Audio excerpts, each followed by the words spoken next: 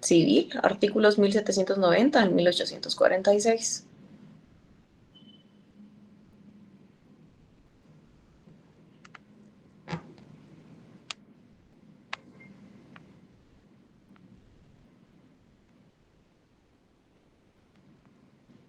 ¿Cuáles son las partes que actúan en una compraventa? Las partes que actúan en una compraventa son el vendedor, es quien se obliga a transferir la propiedad, y el comprador, quien va a pagar un precio de forma y en la forma pactada según el contrato que se establezca. Los elementos esenciales, ahí podemos encontrar el objeto, el precio y las demás generalidades que se incluyen dentro del contrato, como por ejemplo, no sé si recuerdan que el licenciado está dando las disposiciones suspensivas, no sé si recordarán, también pueden incluirlas dentro de este tipo de contratos.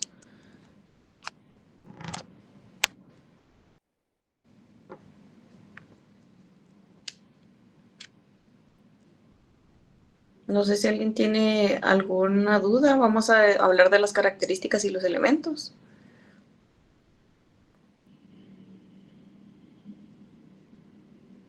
Ok, entonces,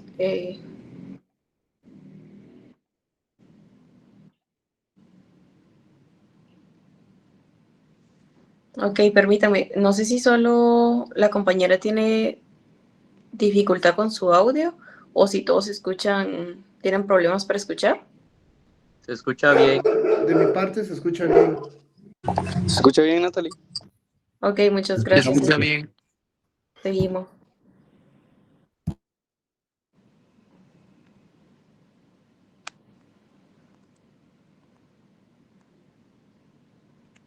Sí, claro, con mucho gusto. Vamos a ir un poco más despacio. Permítame, voy a traer unos audífonos para, tal vez ahí escucha mejor Leslie.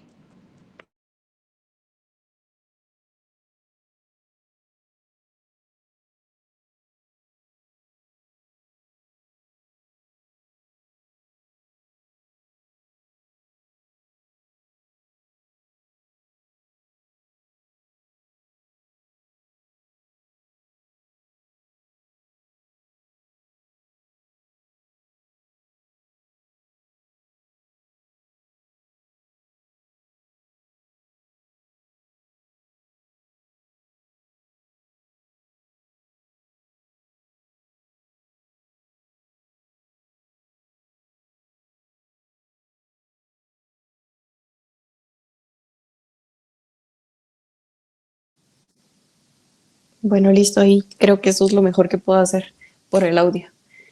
Bueno, entonces ahora vamos a hablar de los elementos, ¿verdad? Como les indiqué, que bajo uno de los elementos que podemos encontrar el contrato de compraventa es el consentimiento. El consentimiento de las partes es pues querer celebrar el contrato, ¿verdad? La bilateralidad, que ambas partes tengan la obligación de cumplir con lo que se ha pactado, que es un contrato oneroso y que se pacta un precio, ¿verdad?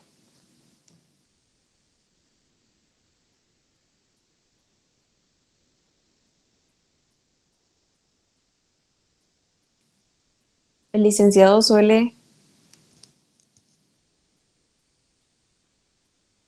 no sé si Sí se, escuchan bien, disculpen. Sí se Lixi escucha, se le Natalie. escucha. Se sí se escucha escucha. claro. Ok, Sí. entonces vamos a seguir, solo si pueden verificar ustedes sus dispositivos.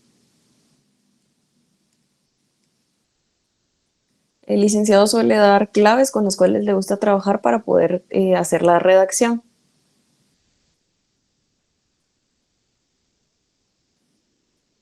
Por ejemplo, hay una muy conocida, no sé si ustedes la han oído, es la regla ASPA.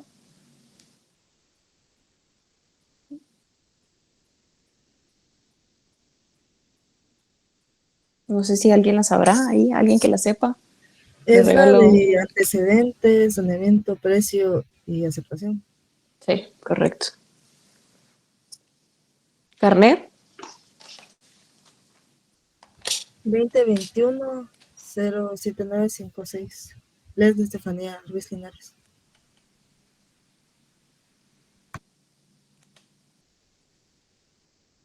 Ok, súper. Entonces, eso sería básicamente lo que vamos a hablar de la compraventa. No sé si alguien tiene alguna duda. Natalie, buenas noches. Perdón, tal vez solo si me pudieras repetir, por favor, los artículos del Código Civil. Sí, claro, con mucho gusto. Artículo 1790 al 1792. Artículo 1831, disposiciones generales. 1834 y 1128. Muy amable, gracias. Ok, con gusto. Perdone, Natalie, ¿podría repetir qué es regla ASPA, por favor? Sí, claro, o no sé si alguien más quiere ahí ganarse unos 2 puntos. Buenas noches, es antecedentes, saneamiento, precio, aceptación.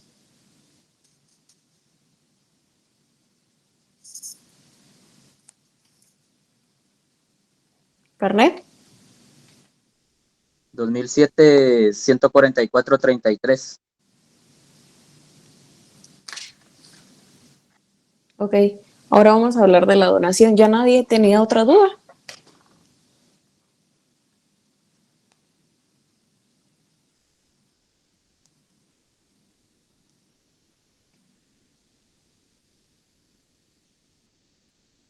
Dime, Henry.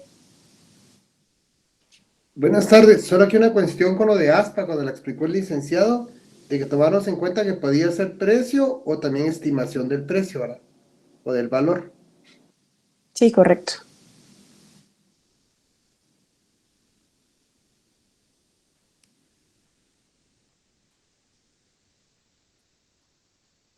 No sé si alguien más tiene alguna duda, si no pasamos a la donación. Natalie, solo una consulta. Por ejemplo, si tú acabas de dar una definición del contrato de compraventa, pero también se pudiera colocar lo que está estipulado en el artículo 1790 del Código Civil. Sí, correcto. Gracias. ¿Alguien más?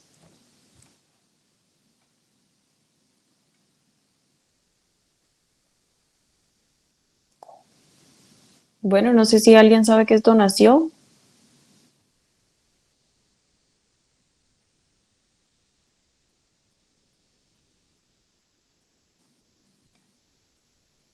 Lo tienen en la ley.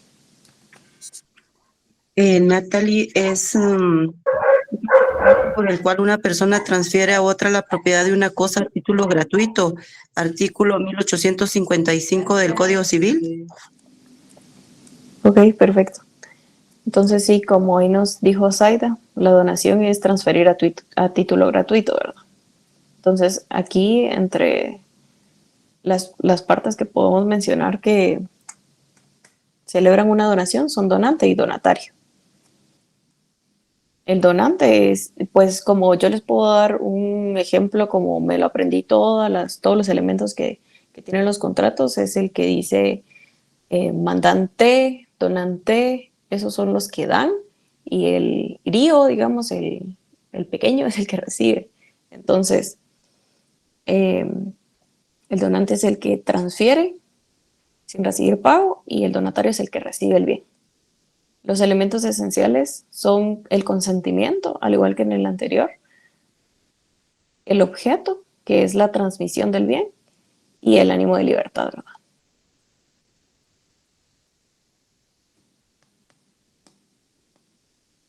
Natalie, ¿Ánimo disculpa, de ¿cuál qué, fue lo perdón? último que dijiste? Ánimo de libertad. Es la intención que tiene el donante de transferir un bien a través de una donación, o sea, la libertad que tiene de hacerlo.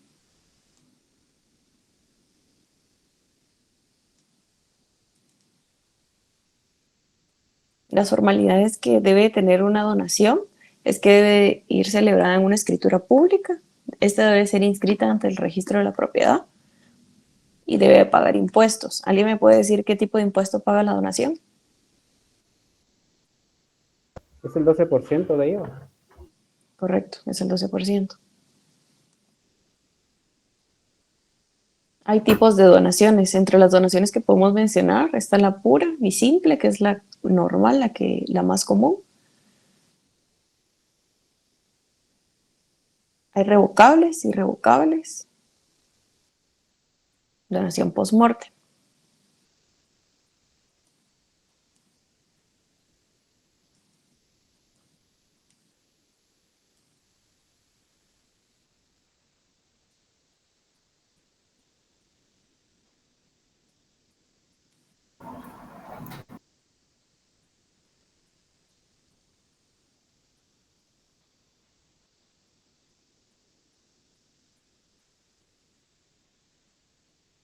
No sé si alguien tiene alguna duda con respecto a la donación. ¿Podría repetir las formalidades, por favor? Sí, claro, con mucho gusto. Está que debe ser celebrada una escritura pública. El contrato debe ser inscrito ante el registro de la propiedad.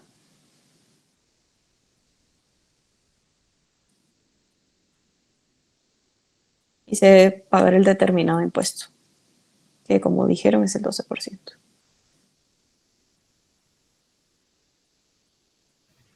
¿Podrías repetir los tipos de donaciones, por favor? Sí, claro.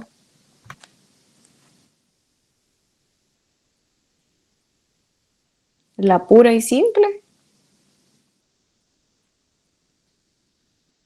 revocable e irrevocable, y post-mortem.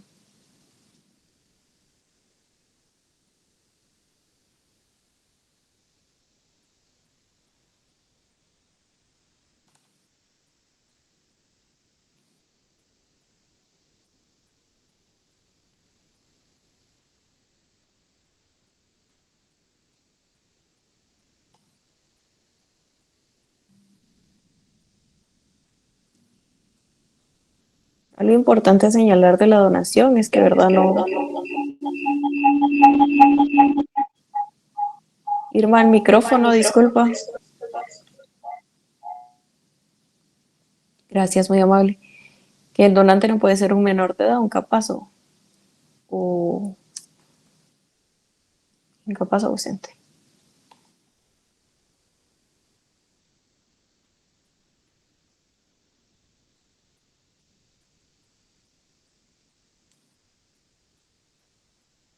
Vamos a hablar un poco de la donación que es revocable.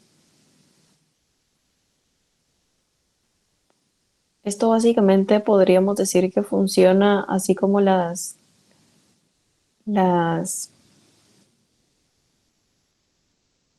disposiciones, o alguien me puede recordar cómo es que se llaman las que son suspensivas y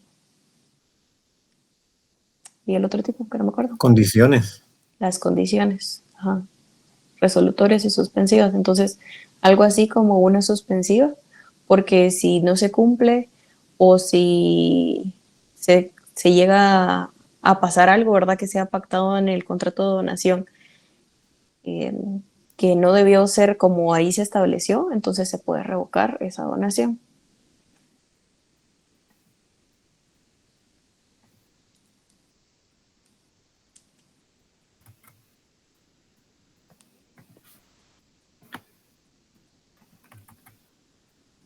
Natalie, una consulta. ¿La donación gratuita y la onerosa no entran entre los tipos de donación o está contemplada en alguna de las que tú nos acabas de brindar? Sí, entre la simple, digamos, podemos decir que esta es la onerosa. Gracias. La expresión de la donación puede ser tácita o puede ser expresa. Esta debe de ir dentro del contrato.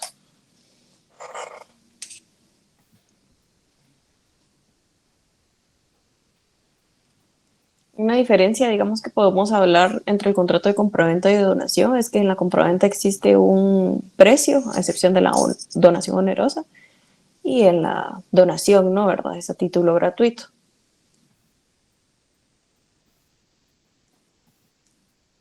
Otra podría ser como la donación puede ser post-mortem, entonces yo tengo la propiedad del bien hasta mi fallecimiento, y en la compraventa la transmisión de dominio es instantánea. No sé si además de esto alguien más tendrá alguna duda o algo al respecto con la donación o la compraventa. Perdone, dijo la expresión de la donación puede ser tácita o La aceptación es. La aceptación de la donación puede ser tácita o expresa.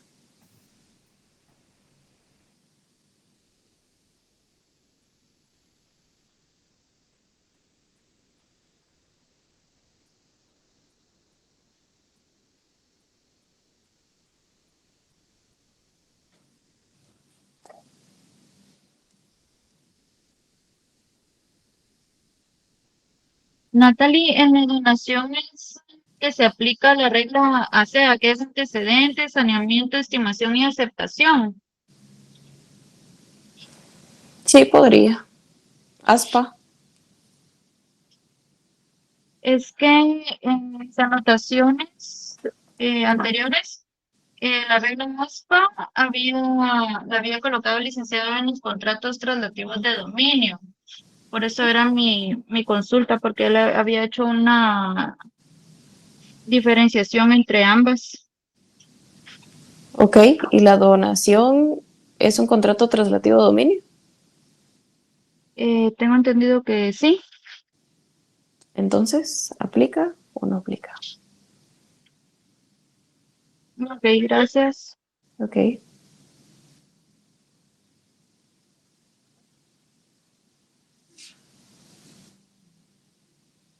No sé si alguien más tiene alguna duda.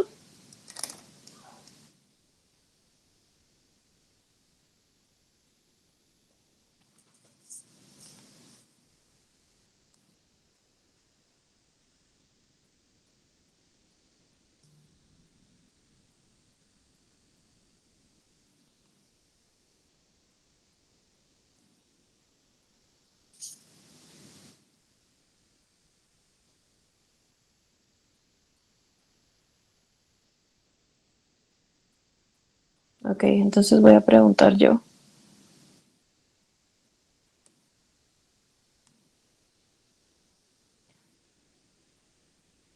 Mario Augusto Toledo Ojeda, no sé si se encuentra en la reunión.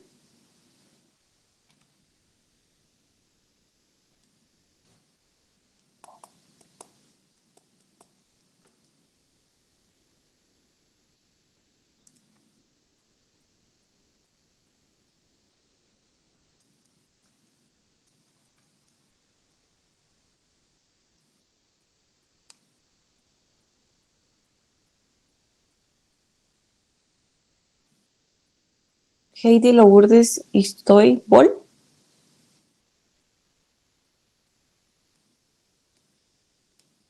Luis Estuardo, dime.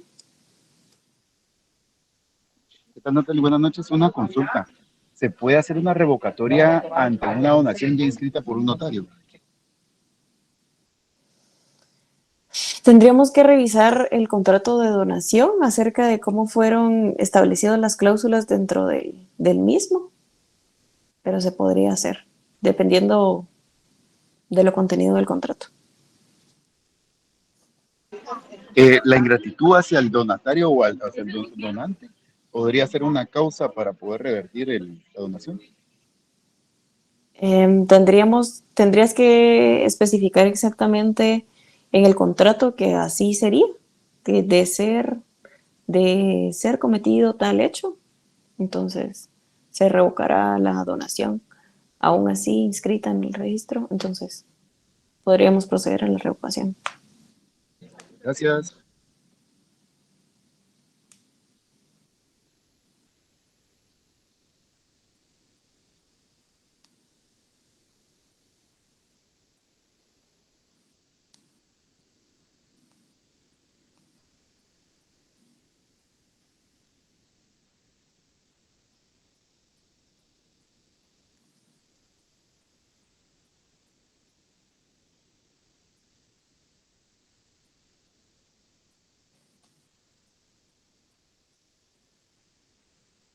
Bueno, alguien que quiera contestar, entonces, ya que no están las personas que he estado llamando, igual como les digo, eh, paso lista, ¿verdad? Para que puedan tomarlo en cuenta siempre. Eh, ¿Cuál es el elemento esencial que diferencia la donación de la compraventa? Puede ser el El precio. ánimo de libertad, ¿no? Solo si pueden levantar la mano, porfa, así les puedo dar la palabra ahí. Podemos escuchar a todos.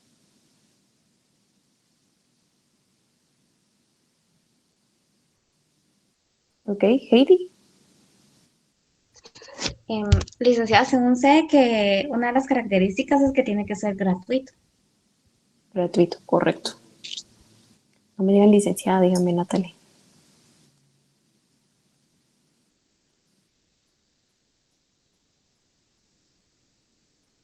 ¿Alguien me puede dar la definición legal? O sea, la que se encuentra en el código de compraventa.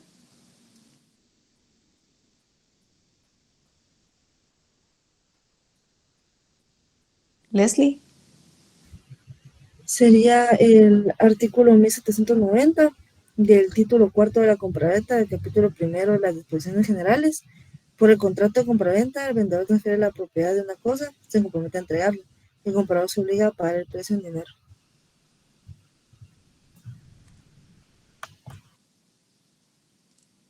¿Alguien me puede decir los elementos de la compraventa? Gracias, Leslie. Gisela. Sí, sería el precio y el objeto. Gracias, Gisela.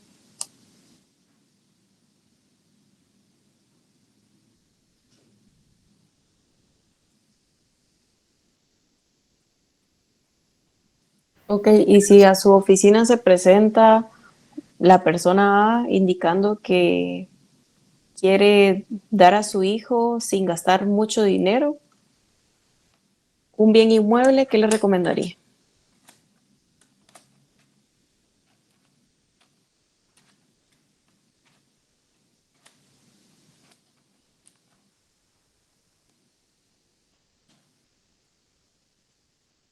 Elementos personales sí serían vendedor y comprador. Dime, Ruth. ¿Sería la donación, Natalie? ¿Por qué? Porque como pues la persona está expresando que no quiere gastar mucho y en la donación uno es gratuito, ¿va? Y otro es que no se paga el IVA. ¿Por qué no se paga el IVA? Yo creo que está exento la donación. Bueno, eso recuerdo yo. Ok, ¿alguien más? ¿O ¿Alguien de acuerdo? ¿Alguien en desacuerdo? Dime, Uri.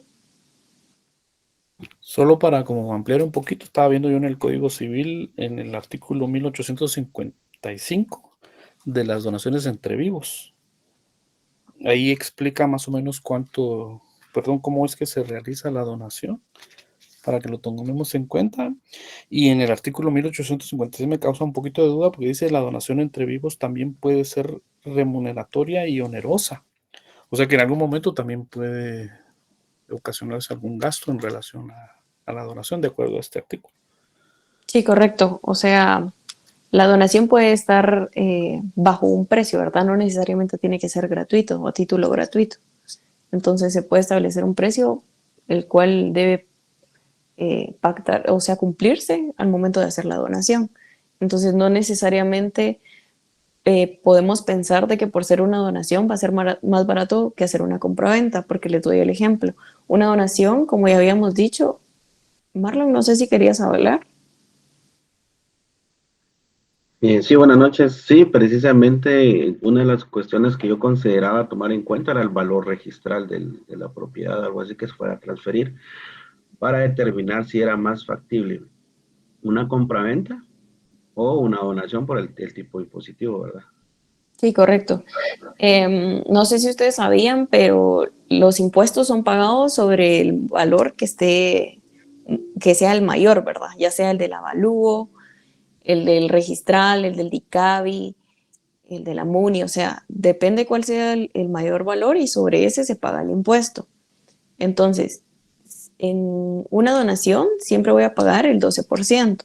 En una compraventa depende. ¿De qué depende? ¿Alguien que me diga? Si es primera o segunda venta. Ajá, ¿y cuánto paga la primera? El IVA al 12%. ¿Y la segunda venta? No es más es el 3, pero no recuerdo si es el 3 por millar o el 3%. Eso sí no. Sí. Es el 3%. Ah, ok.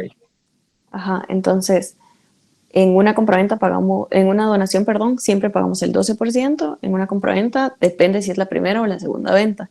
Entonces deberíamos de analizar el caso para saber en cuánto se encuentran los valores registrales, ¿verdad? O sea, cualquier valor que esté inscrito en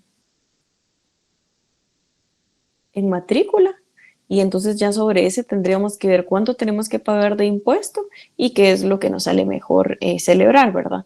También debemos de tomar en cuenta que dentro de la compraventa y dentro de la donación se pueden celebrar con reserva de usufructo o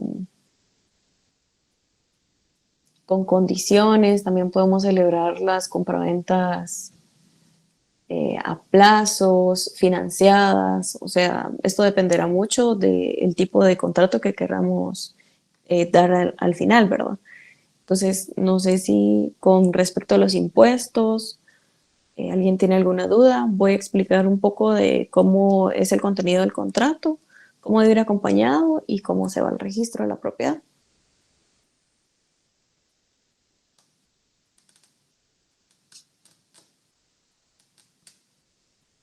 Ok, el contrato de compraventa es un documento que se encuentra impreso en hojas de papel protocolo. El papel protocolo, después de imprimirlo, ustedes ya lo conocen, ¿verdad? Sacamos el testimonio y con ese testimonio y su duplicado lo enviamos al registro de la propiedad. El registro de la propiedad pide algunos requisitos importantes para poder operar los documentos.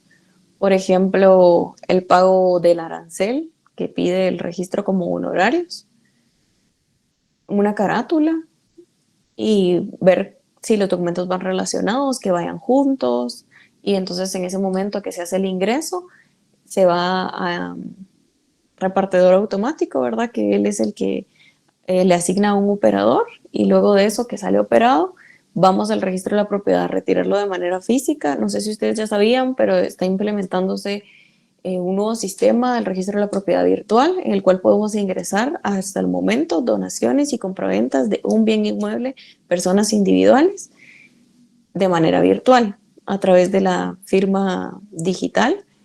Entonces, ya sea si lo hacen con la firma electrónica avanzada o de manera física, cuando sale operado el documento, ustedes revisan que esté correcta su razón y después de eso, entonces ya pueden proceder a entregar a las partes, ¿verdad? Para que ya vean que la transmisión de dominio ya fue realizada.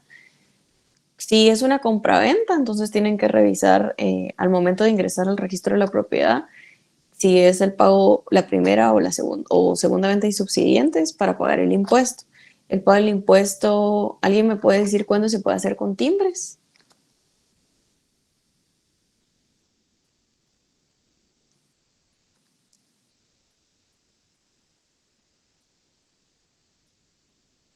Manuel, dime.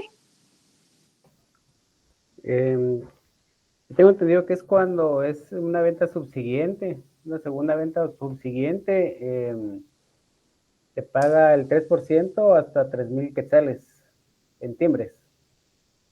Ok, Leslie. Justo como dijo el compañero, solo que está fundamentando el artículo 18 de la ley del impuesto de timbres fiscales. Y aparte de los 3,000 quetzales, que es el límite, ya después de 3,000 quetzales exactos con uno, ya empieza a pagar en efectivo. ¿Efectivo a qué te refieres? En efectivo en los bancos del sistema, a través Ajá. de esa un tipo de caja. Un formulario de la SAT de Claraguate, ¿verdad? Hay que pagarlo. Igual el impuesto del 3% se paga a través de un formulario de la SAT y esto debe ir acompañado con el testimonio para dar fe de que se pagó el impuesto. No sé si alguien ha ingresado alguna vez una compraventa al registro de la propiedad y le han suspendido por que el impuesto está mal pagado. O si alguien ha hecho un reajuste en la página de Claraguate.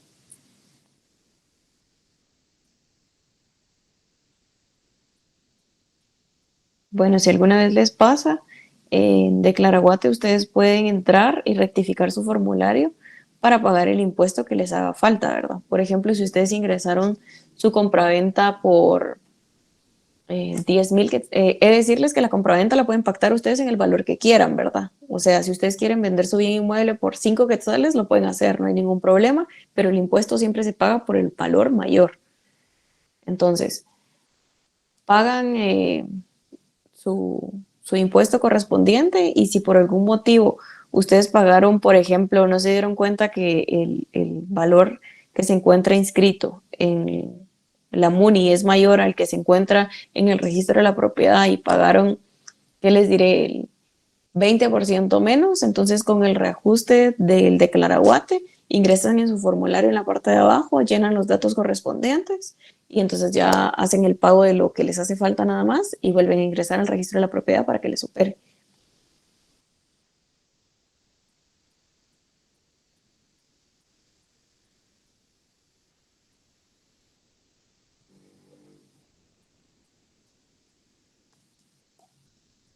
Bueno, si quieren empezamos con la redacción de la compraventa. ¿Alguien quiere empezar hasta el objeto o hasta el comprador 1? Así vamos a requerir 3 personas. Una desde el inicio hasta el compareciente 1, una al compareciente 2, una al compareciente 3 y una hasta el objeto.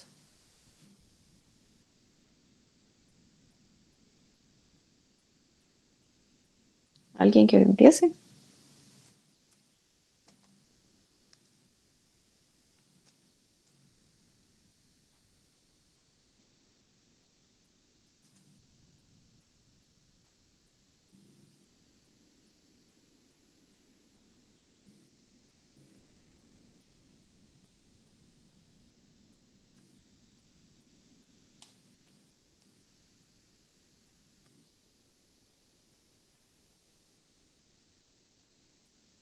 Salgan. Yo voy a empezar yo, Natalie, ¿parece? Ok, está bien, empieza tú y después va Zaida y después Steffi. Va. Bien, sería 1. ¿Está bien que le pongamos 1 o 4? Sí, pues dependerá del correlativo, ¿verdad? Bajo el cual están en su protocolo, pero hoy vamos a decir que empezamos hoy, 1. Bueno, 1. En la ciudad de Guatemala. En la ciudad de Guatemala. Ojo ahí con la ciudad, porque no sé si recuerdan que el licenciado siempre ve eso. Pues yo las he puesto así, pero no me he percatado de lo que ha hecho Lick, disculpa. Ok, ¿quién? Es en el municipio y departamento de Guatemala. Ajá, sí, si tú vas a poner en la ciudad de Guatemala en el encabezado, entonces en la comparecencia tenés que colocar el domicilio bajo el cual se encuentra tu compareciente, ¿verdad? Vamos. Municipio de Guatemala. El 12 de agosto del año 2025. Ante mí.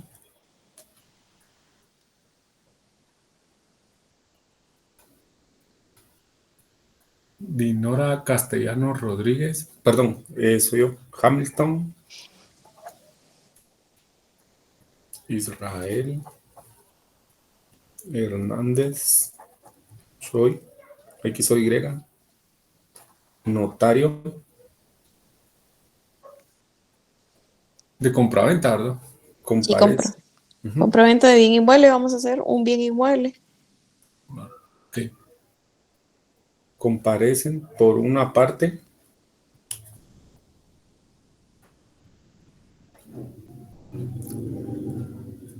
el señor, vamos a poner, ok, Efraín Ríos Portillo, Hasta ahí sería Hamilton, hasta ahí, gracias. ¿verdad?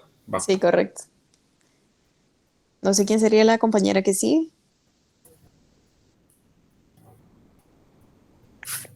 Soy yo. Quería la comparecencia, Natalie. La comparecencia, a ti te toca la A, digamos, el vendedor, y a la otra persona le toca el comprador. Vamos a hacer vendedor, sociedad anónima con punto de acta, y vamos a hacer comprador, un menor de edad.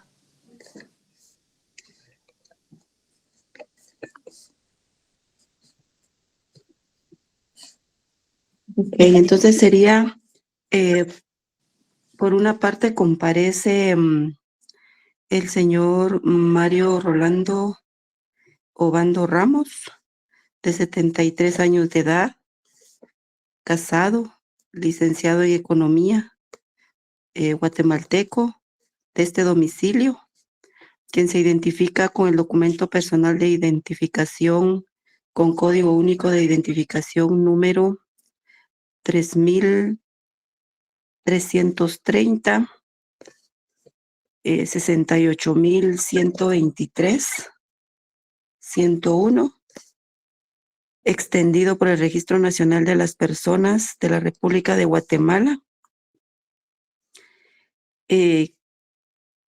quien comparece, ahí sería en su calidad de representante legal de la entidad denominada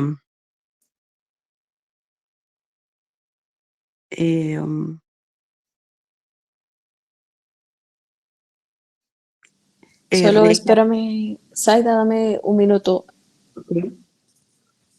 Edgar, dime. Sí, gracias, Natalie. Solo tal vez ahorita que está haciendo la compañera la redacción, dice de este domicilio, y recuerdo que el otro compañero, Hamilton, no puso del departamento de Guatemala, sino solamente del municipio. Entonces, como Sí. quedamos en que es la circunscripción, el departamento, sería en cuanto al domicilio, ¿verdad? Sí, pues como lo hablamos con Hamilton, ¿verdad? Gracias por la observación, Edgar, estás en lo correcto, ¿verdad? Si hubiéramos colocado arriba uno en la ciudad de Guatemala, entonces teníamos que colocar en la comparecencia el municipio en el cual se encuentra su domicilio. Si colocamos al principio en el municipio y departamento, entonces podemos dejar de este domicilio. Ahí depende de cada uno cómo lo escribió. Diego.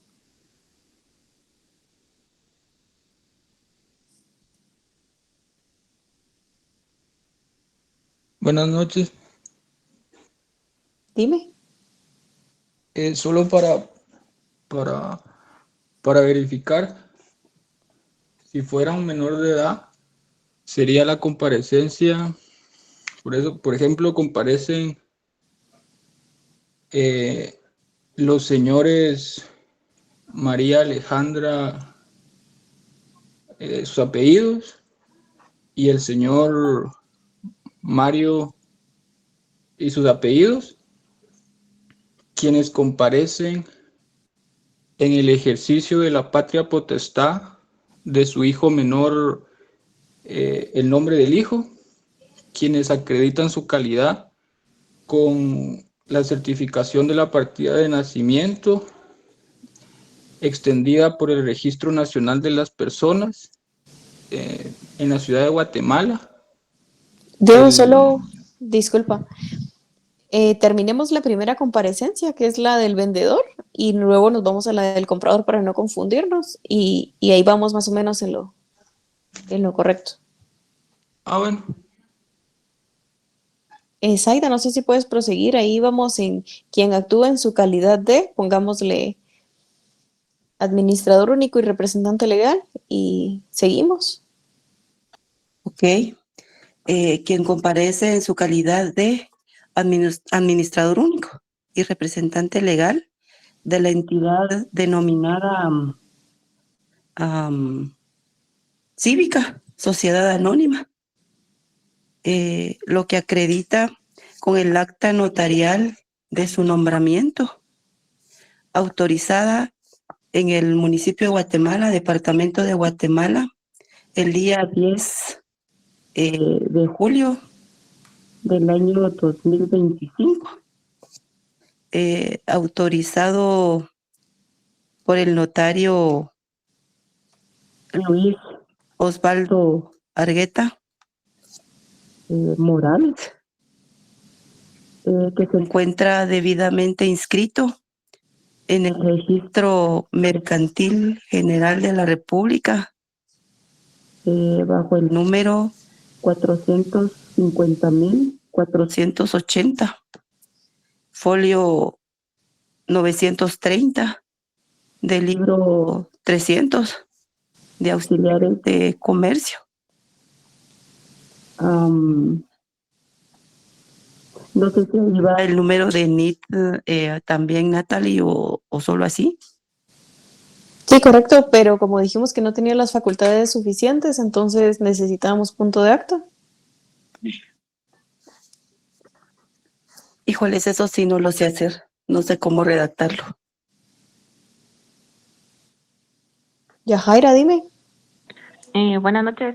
Con referencia al punto de acta sería, vamos a ver, bajo el número de registro, vamos a ver, del registro mercantil de la República de Guatemala, ¿verdad?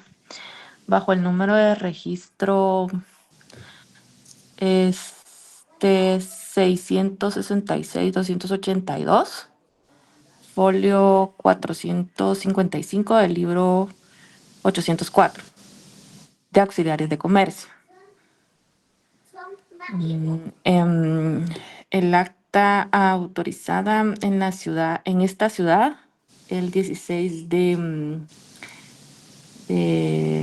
vamos a ver, ya dijo Julio, 16 de mayo del año 2025, por el notario, el notario que había indicado, mediante el cual certifica el punto 10º de la asamblea, porque eso es sociedad, ¿verdad? Anónima. Sí, sí. De la asamblea general ordinaria totalitaria de accionistas, ¿verdad? Sí. De la sociedad, ¿cómo fue que dijo? ¿Cívica? Sí. Ok, gracias, de la sociedad anónima. ¿Se pone el NIT o no se pone el NIT? Sí. Eso es mío. Sí se pone. Ah, ok, entonces, que es titular del número de identificación tributaria, voy a poner mi número mucho. 2383-96-3310101 es un ejemplo.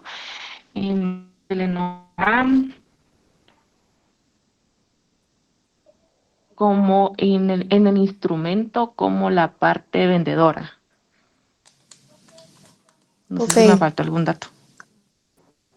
Ok, la declaración bajo juramento y advertencia del notario, que su nombramiento se encuentra vigente y no ha sido revocado antes de toda la redacción del punto de acta, ¿verdad?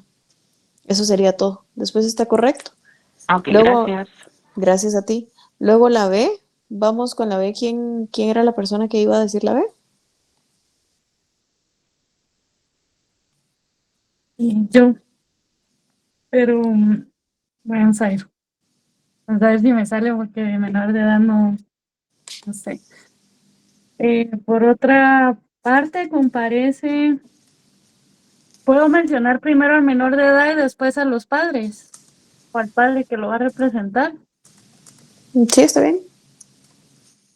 Ashley Saraí Ramírez Palma, de 15 años de edad, nacida el 20 de enero del 2010, con código único de identificación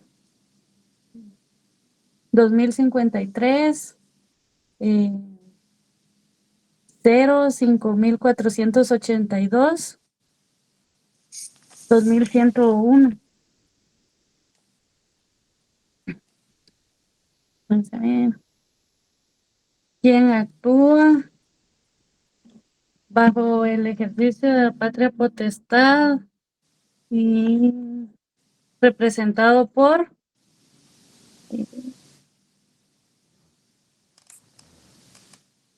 Andrea Michelle Paz Palma? Permítame. De 60 años de edad, soltera, guatemalteca, secretaria de este domicilio. Se identifica con el documento personal de identificación con código único de identificación número 2229 70.01, extendido por el Registro Nacional de las Personas con número de identificación tributaria 417.000-4. En adelante se le denominará la compradora. Ok, Acá de una, sí. no, No, acá de una vez hacemos constar que tuvimos a la vista los datos de los documentos. eso le O se tocaría la siguiente. a la próxima persona, gracias. No sé si a mí se me pasó, compañeros, pero yo no escuché la acreditación de la patria potestad. Sí, no, sería ahí, se acredita como, espere, vamos perdón, quien actúan en calidad o como, no sé cómo decirlo, por la Ejercicio patria de la potestad potestad. del menor de edad. Representación y ejercicio. Les voy a leer aquí. Representación y ejercicio. Gracias. Ajá. Primero yo colocaría la representación de la persona que está actuando, pues como representante, valga la redundancia. Por ejemplo, yo voy a poner un nombre. Por otra parte, comparece el señor Rodolfo Antonio de Jesús Gómez, de 30 años de edad, casado, guatemalteco, ejecutivo, con domicilio, bueno, de este domicilio, quien se identifica con el Código Único de Identificación, con el documento personal de identificación, con el Código Único de Identificación, número 3801, 55.302, 0101, extendido por el Registro Nacional de las Personas RENAP, y quien actúa en representación y ejercicio de la patria potestad de su hijo menor de edad, Josué Gómez Gómez, calidad que acredita con la certificación, justo lo que nos estaba diciendo el compañero Diego Alejandro, ¿verdad? Calidad que acredita. Dime, Yajaira. En ese caso, ¿solo se acredita uno de los papás o tienen que ser los dos? Tenían que entendido que eran los dos. Sí, dependerá mucho del caso, ¿verdad? Porque, por ejemplo, si son divorciados, si está muerto o Pues, pero si si son están los dos, divorciados, ahí y en el divorcio la patria potestad está entre los dos, pues los dos tendrían que comparecer. correcto, Ahora, si la patria potestad solo le pertenece en cierta parte a la mamá, o pues a la mamá o al papá, ¿verdad? correcto, quien sea su representante. De igual manera, los menores de edad pueden hacer, los padres pueden hacer un documento extra protocolar en el cual se entrega la patria potestad. Entonces, estábamos en que quien actúa en representación y ejercicio de la patria potestad de su hijo menor de edad, Josué Gómez Gómez, calidad que acredita con la certificación de nacimiento, con la certificación de la partida de nacimiento, número, folio 903, libro 401, inscrita en el Registro Nacional de Personas de la República de Guatemala, con fecha 8 de septiembre del 2002, algo así, ¿verdad? Y luego, el número de identificación tributaria bajo el cual se encuentra inscrito en la Superintendencia de Administración. Diego, no sé si aún tienes alguna duda o quieres hablar. Sí, yo lo que tengo en la mente fresco son las actas notariales cuando se representan una entidad mercantil, pero lo que sí no comprendo todavía es porque he visto algunas redacciones en donde sí hacen constar el delito de perjurio, pero no sé si también va como de cajón o es opcional poder, digamos, escribir esa parte. Sí, claro. Dentro de las representaciones que tenemos, una sociedad anónima, ¿verdad? Una sociedad anónima, bueno, una sociedad en sí es de accionistas, ¿verdad? Entonces, los accionistas tienen que estar enterados de las decisiones que se toman en la sociedad.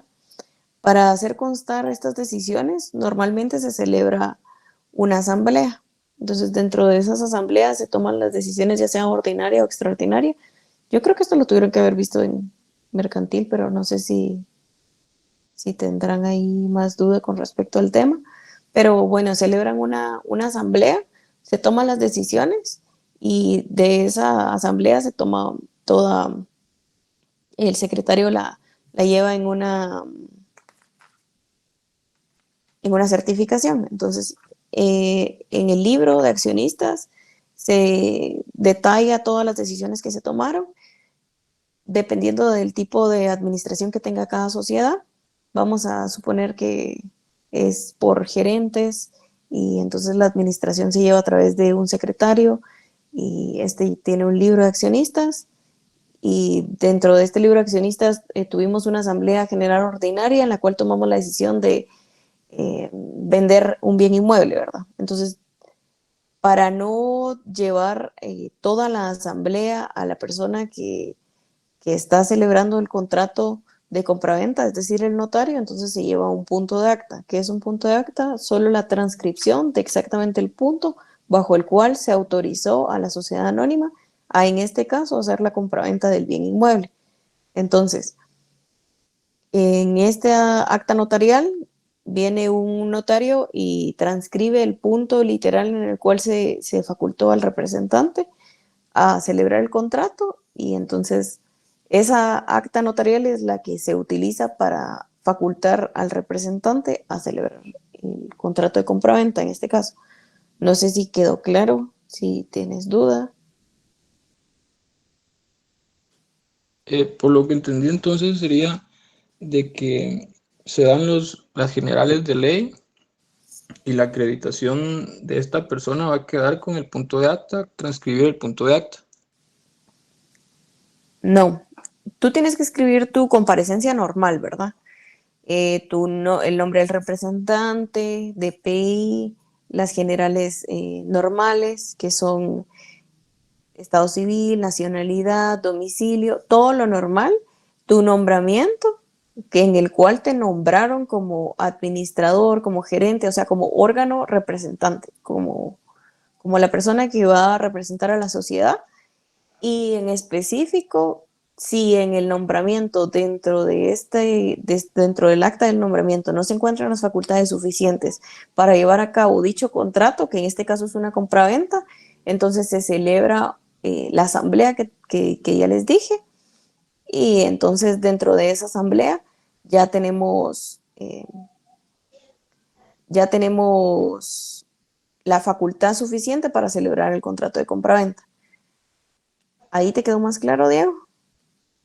Sí, por lo que entendí serían dos formas. Entonces, cuando tiene facultades para poder realizar la compraventa, y la otra forma que sería donde se realiza la asamblea para darle esta facultad con la calidad que va a actuar al gerente o el representante.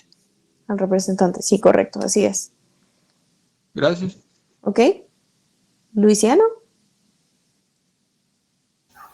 Buenas noches, Natalie. Disculpe la pregunta. Se está grabando la En la llamada. segunda comparecencia, que es el padre del menor de edad, es necesario colocar el NIT.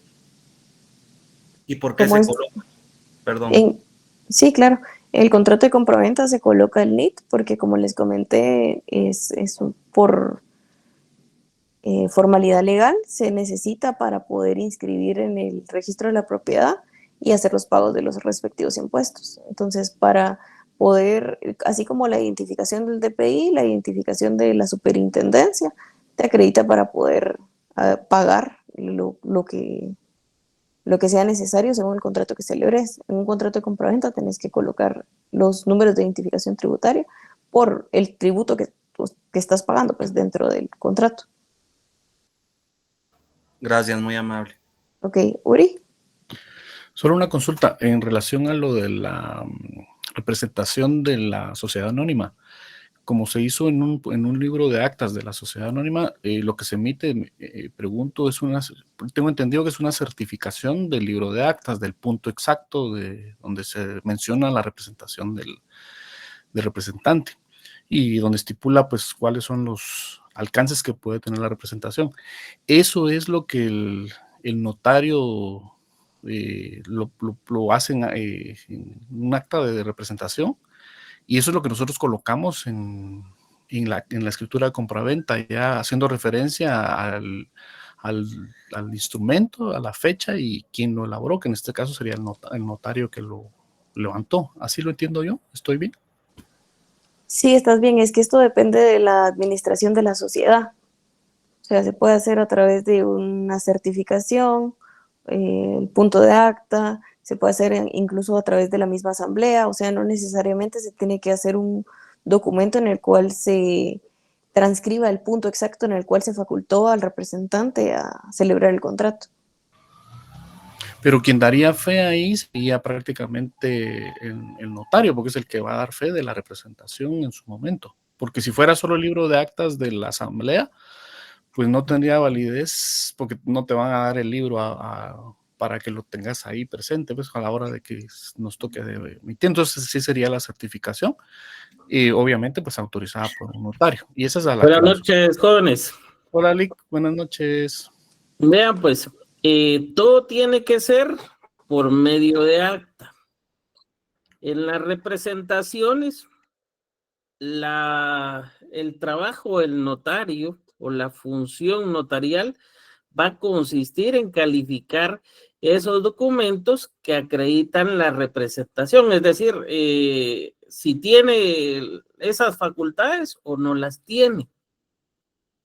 Por eso es que una vez que el notario calificado, al momento de consignar en el instrumento, precisa calidad que acredita por medio de, normalmente en sociedades son actas, tal como decía Natalie, puede darse de dos formas.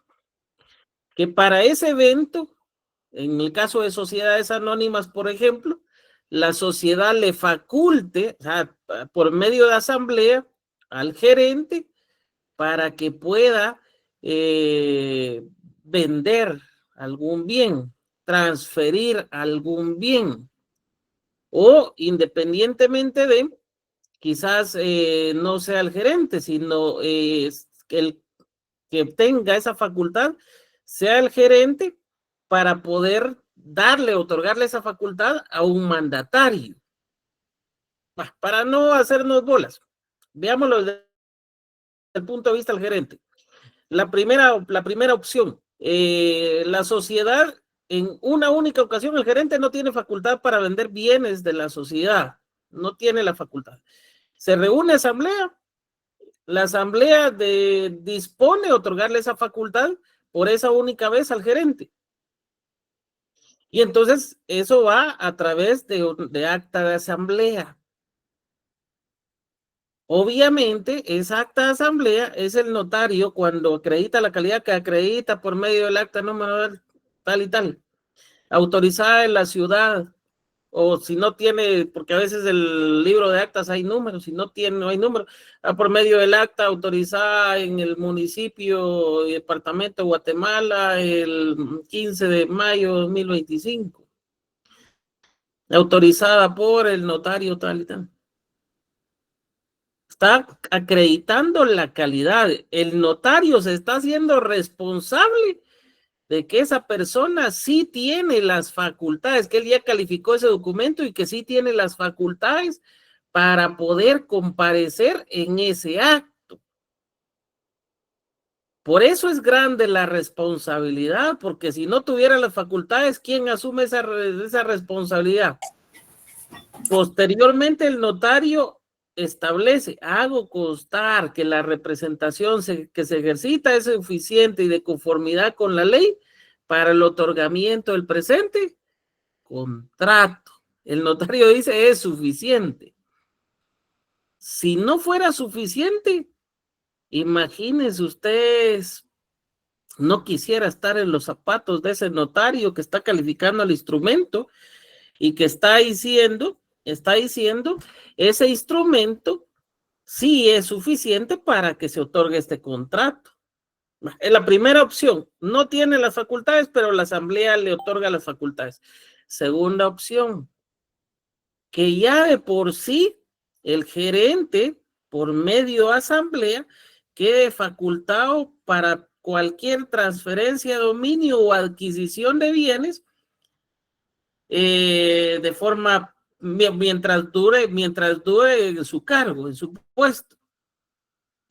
Entonces, él ya lo tiene.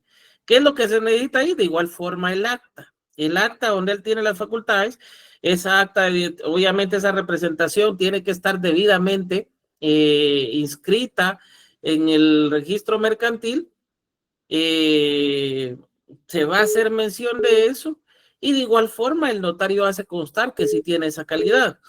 Normalmente cuando funciona en esta segunda opción, al gerente también, gerente y representante legal, porque normalmente tienen esas dos opciones, ser gerentes y representantes legales, se les faculta además para que puedan otorgar otros contratos, otros mandatos donde deleguen esas facultades. ¿Y qué es lo que hacen estos gerentes? Otorgan esas facultades a ciertos mandatarios, que normalmente son abogados, son mandatos especiales para que ellos puedan vender o para que puedan aceptar bienes o para que puedan transferir el dominio de ciertos bienes. Entonces, se les otorga esa calidad. Por eso es que hay que ver, ustedes tienen que analizar quién es el que está compareciendo con ustedes, si tiene las facultades o no, y quién le está otorgando las facultades. Indudablemente, en esa cadena que puede existir, ya un notario anterior pudo haber calificado las facultades anteriores y la facultad de ustedes solo consiste en ver si el documento que les presentan es suficiente de conformidad con la ley y a su juicio, pero ese juicio no es lo que yo piense, sino es con los conocimientos que yo tengo de derecho. Eso es lo que tienen que hacer ver. Luego, por si fuera poco, no hace falta poner tanta cosa en el instrumento, que ustedes consignen la parte donde está siendo facultado para ello. No, porque para eso ya está el documento. Entonces, el instrumento solo va a ir dirigido a la naturaleza propia del mismo. Es decir, si el contrato es de compraventa, no vaya a plasmar cosas que no son de la compraventa ahí. Si ya el notario calificó la representación, entonces hágala constar y posteriormente váyase directamente a la redacción del documento. Tienen dos personas levantadas la mano, dos veo yo acá. Por favor, hagan sus preguntas. Buenas noches, licenciado. Por ejemplo, en el caso de las representaciones de sociedades, no en todos los casos se autoriza al representante a otorgar mandato. Siempre tiene que estar en punto de acta, ¿verdad? Bueno, haciendo la aclaración, ¿verdad? Sí, No, efectivamente, por eso les decía, no siempre. Entonces, va a depender de las facultades que le otorgue asamblea. El órgano máximo de la sociedad es el que va a decidir qué facultades otorga. Como decía Yajaira, no siempre se otorgan esas facultades, pero si las tuviera, entonces, por ejemplo, yo tengo el documento, veo que sí tiene las facultades para otorgar mandatos, entonces sí puede esa persona en representación de una sociedad otorgar un mandato, pero si no la tiene, yo no voy a redactar un poder, un mandato para él, porque sé que no tiene las calidades para ese objeto. Ahora bien, si es personal y es otra situación, ya es muy diferente, pero cuando actúa en representación de una sociedad, varía la situación.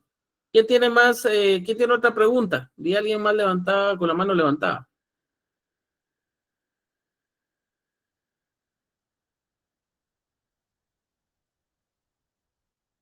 ¿Nadie la tiene? Ok. En el caso del NIT, normalmente es para cumplimiento de obligaciones tributarias. Cuando el documento de una u otra situación se tiene que presentar registro de la propiedad y también registro mercantil, sobre todo bienes que van a pasar a formar parte de una sociedad, tienen que tomar en cuenta que el NIT es importante para eso. Sin embargo, cuando son compraventas normales, antes pues, la SAT lo estaba requiriendo para todos y tenía como criterio eso. Sin embargo, la SAT ya tiene establecido dentro de sus controles todo ese tipo de situaciones. En la carátula del documento, del testimonio, donde ustedes dejan el testimonio y ponen el duplicado, en la carátula que el registro, los formularios que ponen llenar, ya va consignado el NIT. Entonces, se infiere que por medio de eso se está pagando el impuesto. ¿Qué es lo único que va a hacer entonces el registro? Ya solo a pagar el arancel respectivo para que sea operado. De cuenta que si no se han pagado los impuestos fiscales correspondientes, la SAT va a hacerles el reajuste. Y antes de que se opere, les va a pedir que ustedes paguen ese impuesto. En este caso, la persona que lo esté presentando. Alguien me decía, licenciado, yo siempre lo pongo por cualquier inconveniente, pues eso ya es discreción de ustedes, no altera, en ese momento no altera, una compraventa entre particulares no va a alterar eso, y de todas maneras les van a obligar a pagar el impuesto si en dado caso no lo pagaren como correspondiere. Eso es lo que tienen que tomar ustedes en cuenta. ¿Dudas sobre esto? Yo les acabo de enviar las representaciones, un archivo donde más o menos tiene un ejemplo. Esos son archivos para que ustedes practiquen. Si se pueden percatar, no están llenos. Llénenlos ustedes, imprímalos y empiecen a practicar. No pretendo que se aprendan todos. Es más, para este examen, yo puedo manejar las representaciones, pero les voy a admitir que lleven impresas las representaciones. ¿Cómo? Ya les voy a indicar. Van a llevar las representaciones, pero imaginémonos que esta sea el tamaño de la representación, que quepa en un espacio así. Entonces, como que si llevaran una libreta. Va una representación aquí, atrás va otra cortada en el mismo lienzo y solo las van pasando. Así quiero que las manejen. Sí, como que llevaran un chivo. Si lo quieren ver en términos de estudiante profesional. Pero para ese objeto, en este examen, en el otro ya no. Porque se trata de ir mejorando. ¿Qué otra situación? En el caso de las cláusulas. Me interesan porque ya se viene su examen. Las más importantes, las que yo les he enseñado, las básicas, la estructura del contrato en particular y posteriormente, pues, obviamente las que yo les enseñé, con las condiciones, las accidentales que en algún momento pueden surgir propias de un contrato o en dado caso una anotación preventiva. Y yo les voy a poner ciertos casos. No hemos entrado a las garantías, no hemos entrado a otras situaciones donde vamos a ir engrosando un contrato. Ya lo vamos a hacer. Ahorita me interesa que entendamos eso. Para entender el tema de las representaciones es muy importante. Ya vimos el tema de la protocolización. Es muy importante entender, yo me voy a saltar un poco, si me lo permiten ustedes, entender el tema de los mandatos. Voy a abordarlo de manera general y posteriormente voy a utilizar 2 clases para eso, efectivamente, porque es un tema bastante grande.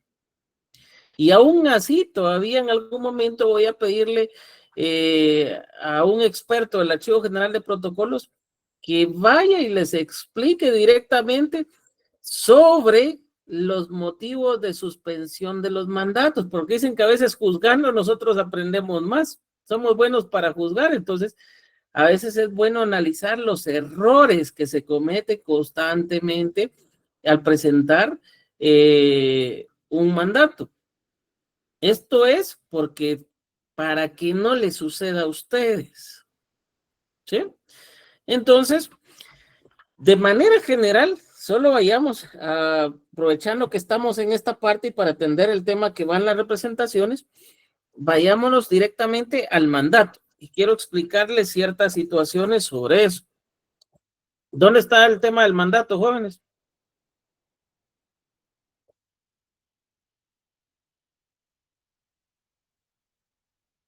Jóvenes, el mandato, ¿dónde lo encuentran? ¿Qué artículo?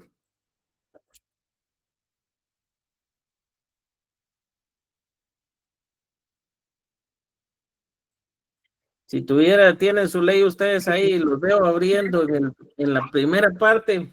En 1686. 1686, exactamente. ¿Quién lee el artículo 1? Yo le... Por favor. Artículo 1686. Por el mandato, una persona encomienda a otra la realización de uno o más actos o negocios. El mandato puede otorgarse con representación o sin ella. En el mandato con representación, el mandatario obra en nombre del mandante y los negocios que realice dentro de las facultades que se le hayan conferido obligan directamente al representado. En el mandato sin representación, el mandatario obra en nombre propio sin que los terceros tengan acción directa contra el mandante. Excelente. Bueno, vean pues, algo que tienen que remarcar. Ahorita leámoslo despacio y vean, por el mandato una persona encomienda a otra la realización de uno o más actos o negocios. Es decir, las facultades que va a realizar son porque alguien lo está mandando, alguien le está diciendo, haga esto, ¿por qué? Porque a él le conviene, ¿sí? Entonces, Edgar Estuardo me dice, mire, yo quiero que me haga favor de tales y tales cosas. ¿A quién le conviene? ¿A mí o a él?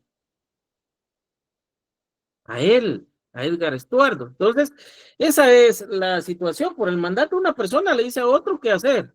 Así de sencillo, ¿qué tiene que hacer? Si la persona lo acepta, queda obligado a darle cumplimiento a eso que le están pidiendo que haga. Así de sencillo. El mandato puede otorgarse con representación o sin ella. Esto es clave. Esto es clave. Todos los mandatos, a mi juicio, deberían de otorgarse con representación. Edgar Estuardo me manda a hacer algo, yo lo acepto, de buena fe, lo hago. Y hay problemas. Si lo otorga el mandato con representación, y hay un problema. Mira, a mí quien me mandó fue Edgar Estuardo. ¿A quién le van a pedir cuentas? A Edgar Estuardo. Pero si el mandato se otorga sin representación y hay un problema, ¿a quién le van a pedir cuentas? A mí, porque vean, en el mandato sin representación, el mandatario obra en nombre propio, sin que los terceros tengan acción directa contra el mandante. Y si no tienen nada que pedirle al mandante, entonces ¿a quién se lo van a pedir? ¿Contra quién va a ir la situación? Contra el mandatario. Eso es clave. Por eso, a mi juicio, todos deberían de ser con representación. Yo no conozco, hasta ahora no he visto, en el tiempo que llevo ejercicio, alguien que otorgue mandato sin representación, pero dura realidad, porque yo, por ejemplo, me están pidiendo que haga algo, yo no voy a comparecer a hacer lo que le conviene a alguien más y que después yo tenga el problema, por eso mismo, y tampoco le conviene a la persona, por ejemplo, alguien que llegue, imagínense que esté facultado para diferentes situaciones, va a un banco, y el banco para esa gestión ve que no tiene, que el mandato es sin representación, y dice, bueno, pero el mandante lo está enviando. Si hay algún problema, yo no puedo pedirle al mandante, entonces, ¿qué sentido tiene? No me conviene a mí aceptar ese mandato y que se haga esto. Y lo rechaza, no lo acepta. ¿Sí? Como por ejemplo, hay algunos mandatos que son para ese tipo de situaciones, es obligatoria la representación, como por ejemplo, el caso de los mandatos para reconocimiento de hijos. Mandato especial donde se le faculta a alguien para reconocer un hijo. Si el mandato está sin representación, y hay algún problema en toda esa tramitación, o de pronto después no era el padre, sino solo dijo que sí era el padre y ya lo reconoció. Graso error y gran problema no solo para el notario, sino también para la persona que está aceptando eso. Pues eso tienen que ustedes tomar en cuenta. Ok. Bueno, hace una alusión de ello, luego el 1687 establece el mandato debe constar en escritura pública como requisito esencial para su existencia y puede ser aceptado expresa o tácitamente. Ya van a ver ustedes cuál es la intención de que vaya de esta forma. Entonces, escritura pública. Ahora bien, pregunta de privado, no se duerma, Stacy. Veamos, pregunta de privado. ¿Qué sucede entonces con los mandatos otorgados en el extranjero? Si el artículo 1677 establece que debe ser escritura pública, ¿qué sucede con los mandatos que se otorgan en el extranjero? ¿También son en escritura pública o cuál es la forma de reacción? Sí, Jaira. Creo, así verdad, que como el notario no puede, si es notario, por ejemplo, si el notario es guatemalteco y va a hacer el documento allá, sería en hojas de papel normal, pues, y lo traslada hacia acá y lo apostilla y ya lo introduce por medio de acta, ¿verdad? Ahora, sí, si es... hoja simple. Ajá, hoja simple. Ahora, si es notario de extranjero, pues sería la persona va con un notario, trae los pases de ley y ya el notario aquí en Guatemala lo manda, lo envía por medio de, para que lo apostillen aquí y todo, y ya el notario lo introduce por medio de acta en su protocolo. Ok. Fundamento de la actuación del notario en el extranjero, entonces, para darle sustento a lo que usted está diciendo. ¿Cuál es y dónde lo encuentra? Ay, Vic, es que eso lo he practicado, pues, pero ahorita lo veo. Me extraña, ahorita ya tienen que estar ustedes a estas alturas, exactamente, a estas alturas ya tienen que manejar eso. Miren, esta ley es fundamental para que la tengan, porque esta va relacionada con todas las leyes. No tiene muchos artículos. No tiene muchos artículos. Si van a un examen de notariado, sepan qué va acá, de los artículos que tienen que ver con el derecho notarial o con el ejercicio del notario. Si van a un examen de privado, es fundamental que esta la tenga relacionada, no solo el código de notariado. Entonces, la ley del organismo judicial es base para todo eso. El artículo, bueno, el 43 establece la actuación del notario en el extranjero. Los funcionarios diplomáticos y consulares guatemaltecos, cuando sean notarios, están facultados para hacer constar hechos que presencien y circunstancias que le consten. Y ojo, autorizar actos y contratos en el extranjero que hayan de surtir efectos en Guatemala.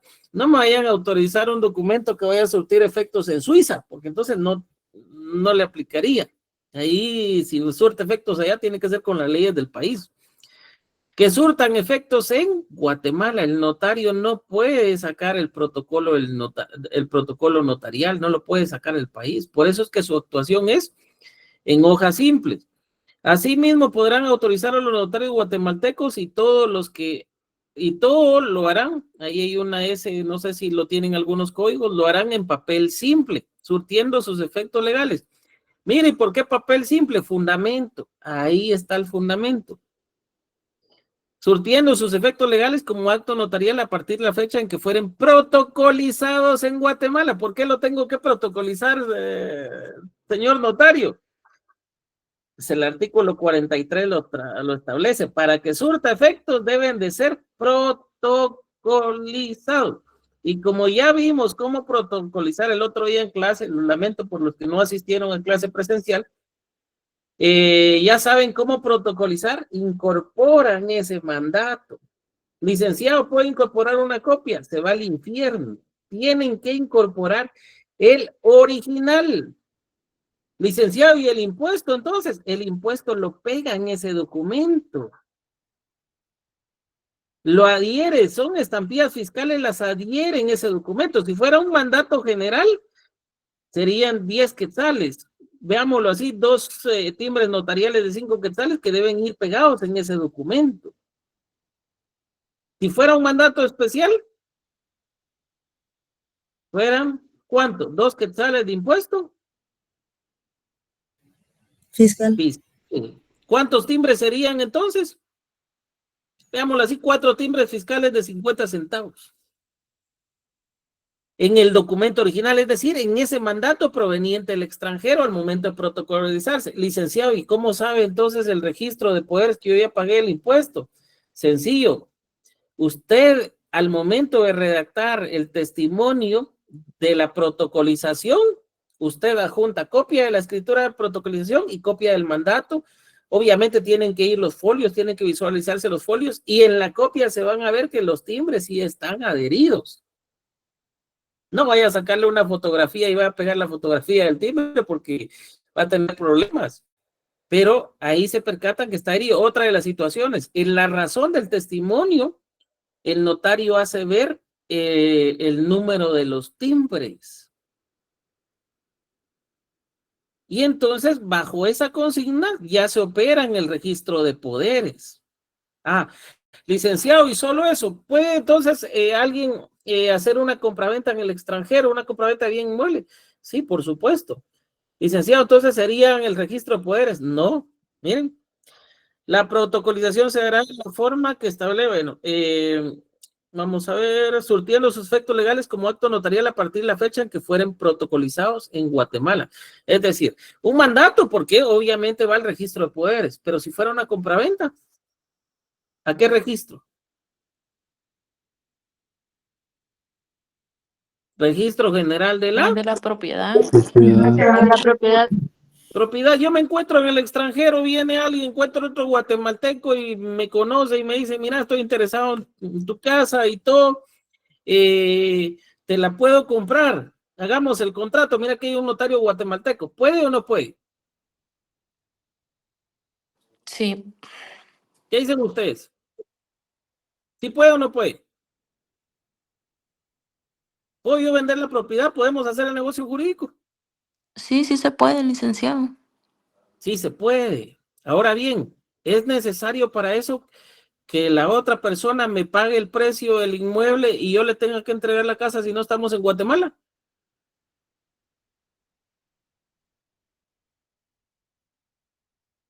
¿Es necesario? Jóvenes, voy a tirar un poco de agua para que no se duerman. ¿Es necesario o no?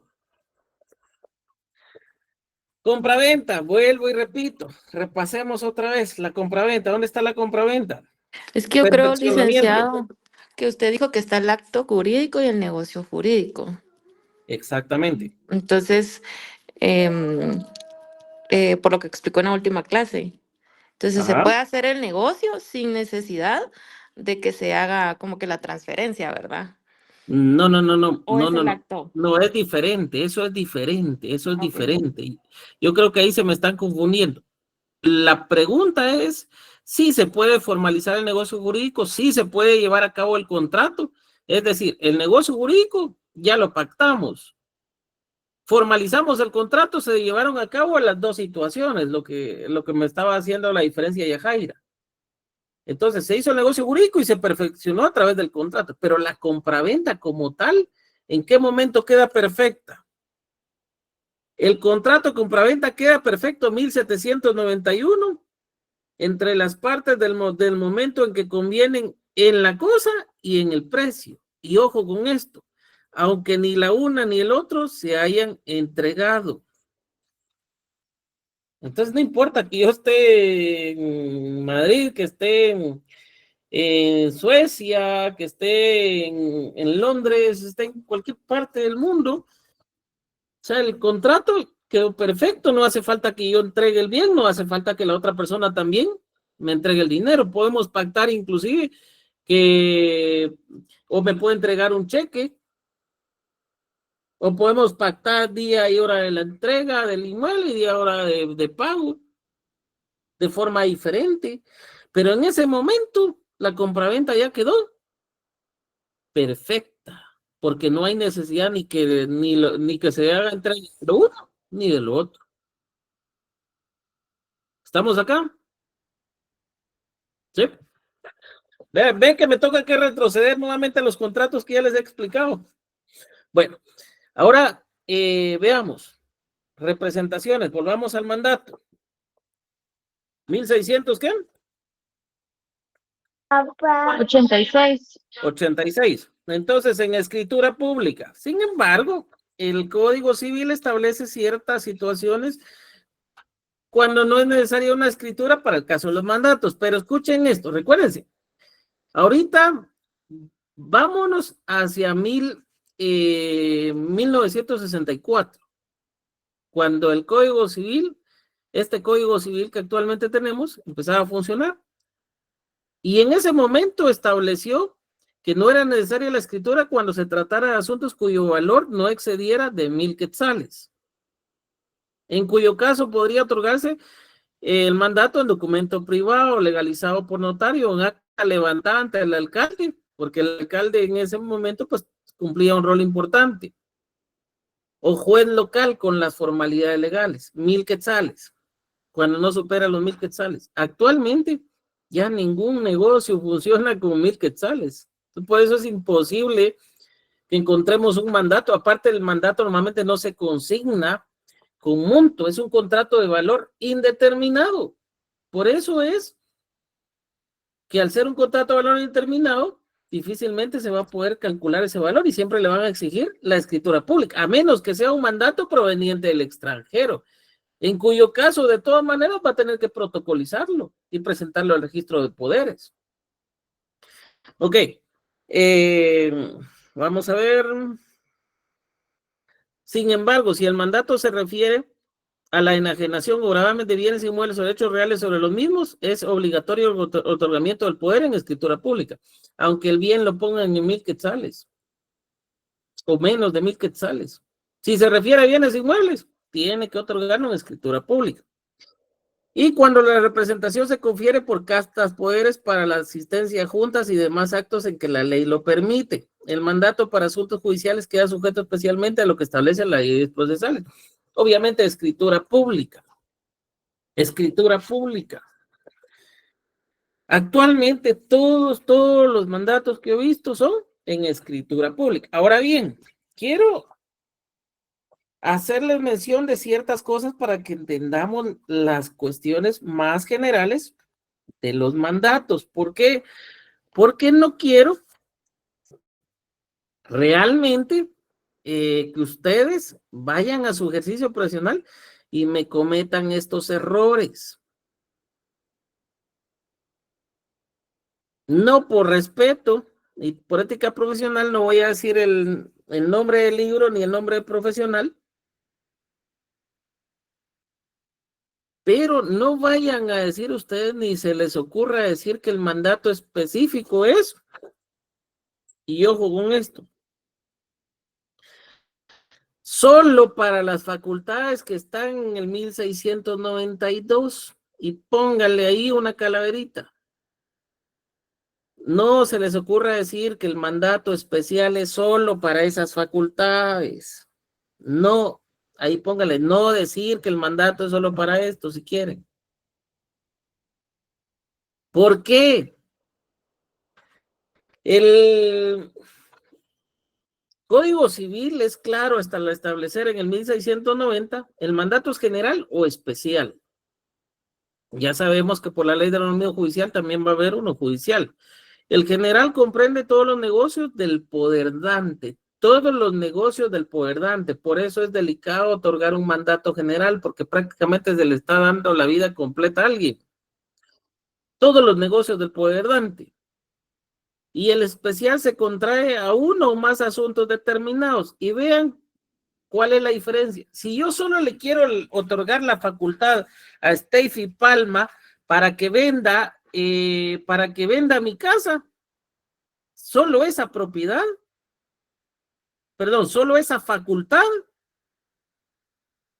¿por qué voy a otorgarle un mandato general? Ahora vean, pregunta, ¿está la compraventa, la facultad de vender, de transferir en el 1692?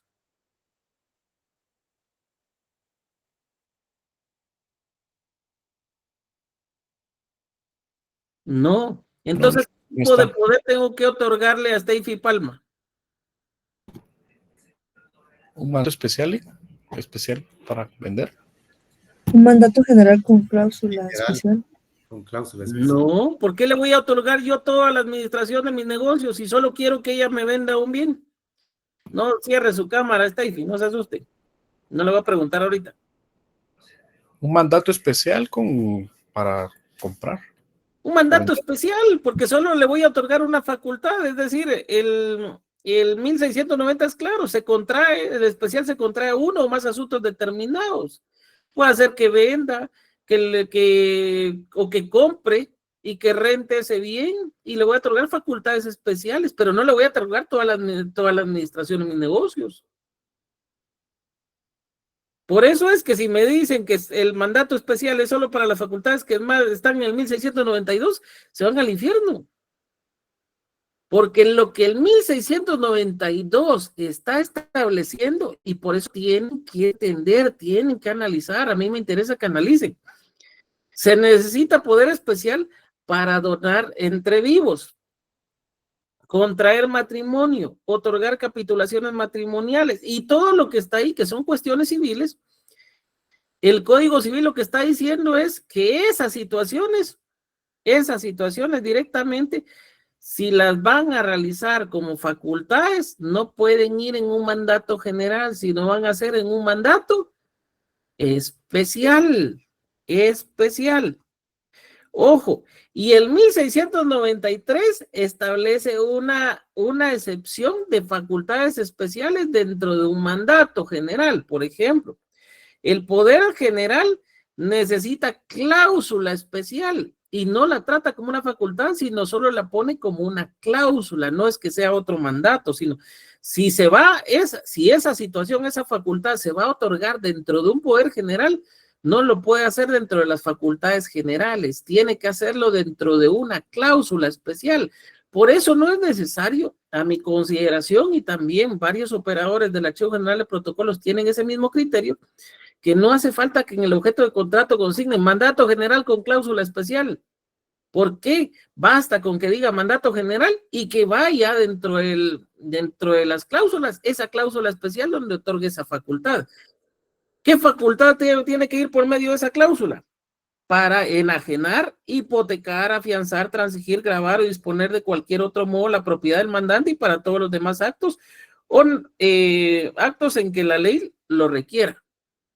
Para eso, si va a otorgar unas facultades de eso, estas deben de ir en cláusula especial dentro de un mandato general. Pero ojo, yo a Steffi solo le voy a otorgar la facultad para grabar y disponer de un bien. Mandato especial, no otorgo un general si solo le voy a otorgar esas facultades. ¿Estamos? ¿Entendimos cuál es esto? Entonces, el general es para todos los negocios. Eso sí, tiene que establecer bien. Y ojo con esto, con el especial. ¿Por qué se dan? Y no me lo crean a mí.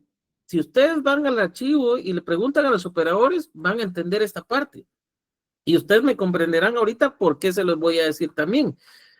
En el mandato especial yo le voy a otorgar a Stacey Palma la facultad para poder disponer de un bien inmueble. Pero al terminar en las facultades que van relacionadas con eso, que son especiales, al final yo establezco. Y todas aquellas inherentes al ejercicio de este mandato, cuando yo digo y todas aquellas, ya lo convertí en general. Ya deja de ser especial. Y entonces ahí me van a suspender el mandato porque yo ya consigné que era un mandato especial y me van a preguntar, mire, ¿qué otorgó? ¿Mandato especial o mandato general? Porque si otorgó un mandato general, tenía que esto ir en una cláusula especial. Y si otorgó un especial, esa partecita, esa frase de y otras facultades inherentes al ejercicio del mandato, ya lo convirtió en general. ¿Estamos acá? Ese silencio me asusta a ustedes. ¿Estamos? Sí, Lick. ¿Sí?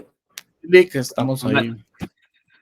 ¿Qué otras situaciones me interesa que ustedes tomen en relación a los mandatos y que los veamos? El mandato es eminentemente revocable, de acuerdo al 1699. Aun cuando se haya conferido con plazo para asunto determinado. Pero si hubiera sido aceptado, la revocación solo producirá efectos desde la fecha y hora en que se notifique al apoderado. Si se aceptó el mandato y se va a revocar, se le notifica al mandatario. Yo le notifico, yo le otorgué mandato a Uri, yo le voy a notificar a Uri de que ese mandato lo voy a revocar porque ya no quiero que él siga cumpliendo esas funciones y ya, ¿para qué sirve esto?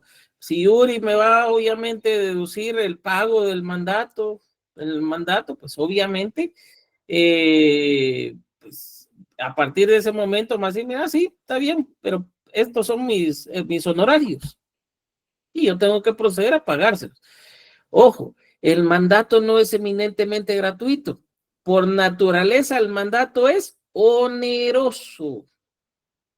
Oneroso. Por eso es que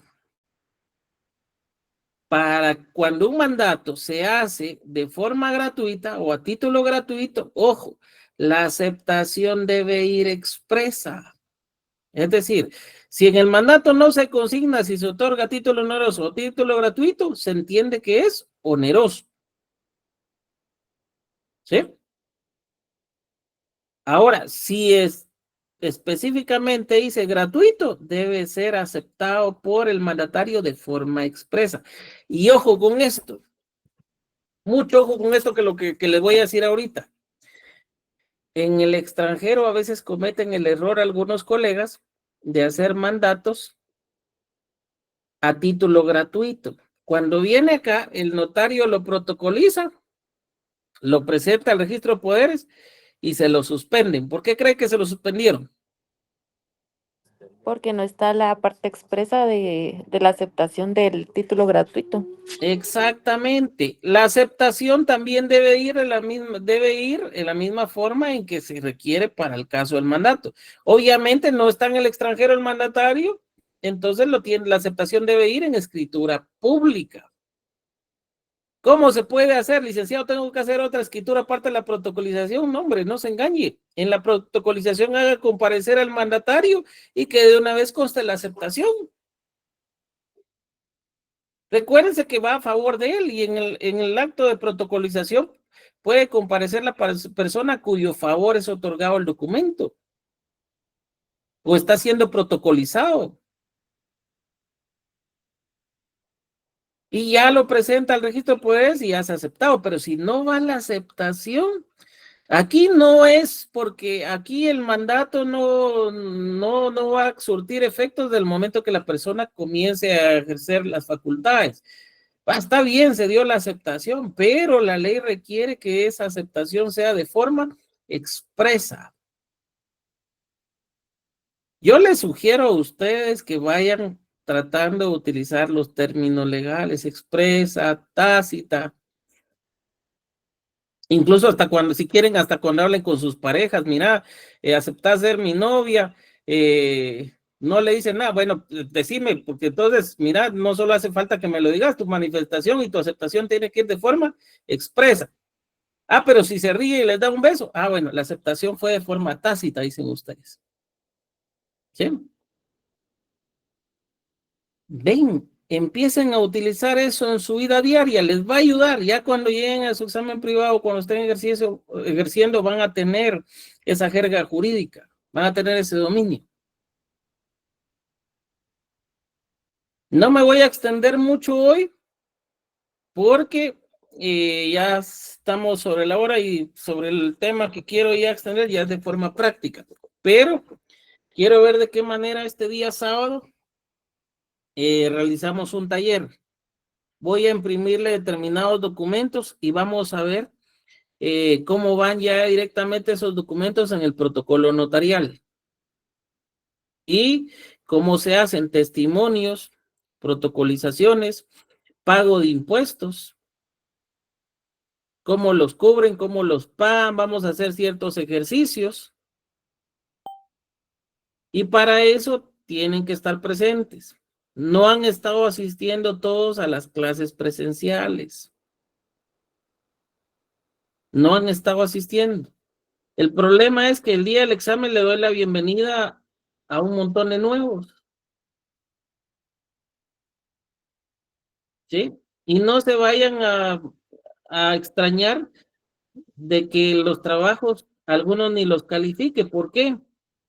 Porque si se les ocurre presentar trabajos hechos por otras personas o por alguien que ya empezó a ofrecerles en las páginas que puede hacerle el protocolo, mejor ni me lo presenten porque yo ya sé cómo detectar ese tipo de documentos. Entonces, vamos a hacerlo de forma práctica para que ya al momento de realizar ustedes el ejercicio que van a hacer con el protocolo, ya no les cueste, sea más sencillo, sea más práctico. Ya solo traten de mejorar su letra, ¿por qué? O por lo menos de hacerla entendible. ¿Por qué yo no estoy facultado para entender jeroglíficos u otros idiomas? Sí, no tengo esa facultad. Entonces, sí me gustaría que se entendiera su letra. Por eso es que necesito que lo vayan haciendo despacio. Hoy o mañana ya les estoy subiendo el documento de cómo es que los lineamientos para que ustedes vayan realizando el trabajo. ¿Qué es lo que voy a hacer? Lo que voy a hacer es que les voy a autorizar hojas a ustedes. No pueden utilizar cualquier tipo de hojas. Les voy a autorizar hojas como las hojas de protocolo y en esas van a trabajar. ¿Sí? Y van a ir numeradas, de tal forma que si se equivocaron en su protocolización o algún documento no van a poder sacarla. Si la sacan, desde ahí llevan un motivo de enmienda. ¿Qué quiere decir eso? Que van a tener que acudir conmigo para ver qué solución se le da. Yo voy a ser la de juez en este caso. Entonces, se equivocaron en el número de instrumento y pusieron 2 instrumentos con el mismo número. Va a enmienda, tienen que llegar conmigo para ver cómo se corrige. Exactamente, para que les dé audiencia, totalmente. Los honorarios van a ser ciertas tareas que yo les voy a poner para que ustedes cubran o cumplan con ya no volver a cometer ese mismo error. ¿Sí? Van a haber documentos donde van a tener que hacer anotaciones al margen de la escritura porque ampliaron el instrumento, lo modificaron, y a eso pues les va a servir a ustedes. Entonces, esa es mi intención de darles esas hojas para que ustedes tengan como que si estuvieran trabajando ya su protocolo notarial. Entonces, van a dar ciertos avisos. Lo normal de todo instrumento va a cumplir con sus obligaciones notariales previas y posteriores, y yo las voy a ir calificando antes de, para que el día que me entreguen ya el protocolo, ya todas esas obligaciones estén entregadas. Entonces, yo les voy a dar como que ya me entregaron el aviso, yo les voy a dar su comprobante de entrega del aviso. ¿sí? Ya entregaron testimonios especiales. Testimonios especiales tienen 25 días. Háganles para eso. Ya lo entregaron. Les voy a dar su comprobante que ya entregaron el testimonio especial. Ustedes sabrán dentro del mes si lo hacen o no lo hacen. Si no lo hicieron, no van a tener comprobantes como sus atestados. Y cuando yo califique el protocolo no lo tienen, les voy a marcar. Si no lo tienen, eso les va a bajar puntos. Y les va a obligar a ustedes a ir trabajando el protocolo y cuando ya estén en la práctica sea más fácil. Que no les pase como me ha tocado a mí, que el último día estoy haciendo cola ahí en el Archivo General de Protocolos para entregar testimonios. ¿Sí? Entonces, quedamos así, jóvenes. Yo les deseo lo mejor. Nos vemos el día de mañana. Ya se acerca su examen. Vamos a ver si este taller pues nos sirve para entender eso. Yo pienso que sí. Y este examen va a ser más que todo entretenido. Van a ver cómo se los voy a presentar. Va a ser entretenido, va a ser práctico. Sí, van a tener obviamente que repasar, pero ustedes esos temas ya los manejan mejor que yo. Ya son expertos, ya no les va a costar nada. Feliz noche a cada uno. Descansen. Noche